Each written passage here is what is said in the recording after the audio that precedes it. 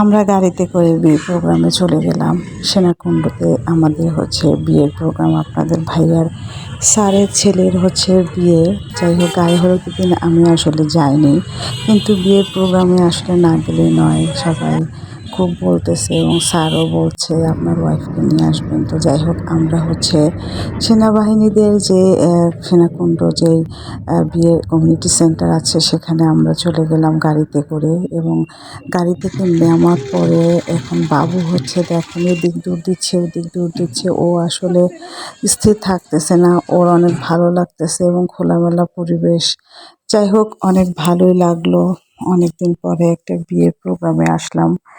আসলে মাঝে মাঝে এ ধরনের প্রোগ্রামে আসতে হয়। তো যাই হোক, অনেক ব্যয়বহুল, খুব সুন্দরভাবে এবং অনেক টাকা এখানে অনেক খরচ হয়েছে স্যারের, যেহেতু ওনার ছেলের বিয়ে। তো আসলে কয়েকদিন ধরে প্রোগ্রাম চলবে, টাঙ্গাইলেও চলবে। তো আমরা আসলে ঢাকাতেই আসলাম। যাই হোক, এখানে এখন রাত 7টা, 7:30 প্রায় বাজে। তো আমরা গেট দিয়ে ঢুকতেছি। ঢোকার পরে এখানে আপনার সাথে শেয়ার করলাম যে এখানে প্রোগ্রামটা অনেক সুন্দর হচ্ছে এবং ব্যান্ড পার্টি বাজতেছে। এবং ভিতরে আমরা প্রবেশ করে ফেললাম। প্রবেশ করার মুহূর্তে আমরা দেখতেছি এখানে পানের একটা স্টল বসেছে, যেখানে পান সবাই খাবে। তো স্টলটা আসলে অনেক সুন্দর, ভিতরে অনেক জাঁকজমক, অনেক লাইটিং হচ্ছে এবং অন্যরকম একটা পরিবেশ। আসলে ভালোই লাগলো। যাই হোক, আমি আসলে যেতে চাচ্ছিলাম না, আপনার ভাইয়া বললো যাওয়াই লাগবে। তো যাই হোক গেলাম।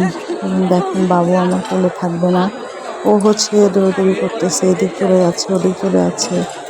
তো আমরা আসলে আমি আর আপনার ভাইয়া আগে খেতে বসে পড়বো, পরে আমার দেওর খাবে, কারণ একসাথে সবাই খেতে পারবো না, কারণ বাবুকে রাখতে হবে।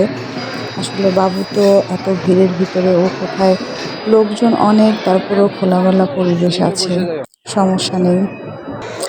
আপনার ভাইয়া বলতেছে যে টেবিল হলে আসো, আমরা বসে খাওয়া দাওয়া করতে হবে। তো যাই হোক, আমরা আসলে দুজনে টেবিলে বসে পড়ছি খাওয়ার জন্য। তো এখানে খাওয়া দাওয়া করতেছি আমরা। এখানে অন্যরকম আইটেম ছিল। প্রথমে নান, বিফ ছিল, তারপরে এখানে বাসমতি কাচ্চি, মানে খাসির মাংস দিয়ে। যাই হোক, পরে লাস্টে আমরা খাওয়া দাওয়া শেষ, লাস্টে জর্দাটা নিয়ে খাওয়া দাওয়া শেষ করে আমরা হাত ধুতে যাচ্ছি। এখানে হাত ধোয়ার ব্যবস্থা সুন্দর। তো এখানে হাত ধোয়ার পরে আমরা পানের স্টলে চলে আসলাম পান খাওয়ার জন্য।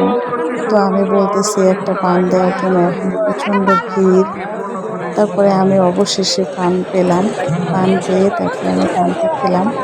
আসলে ভালোই লাগলো। একটু মিষ্টি পান, তো এটা জাস্ট একটু আনন্দ। যাই হোক, পানটা খেয়ে তারপর আমরা এখন আমার দেওর ও খাবে।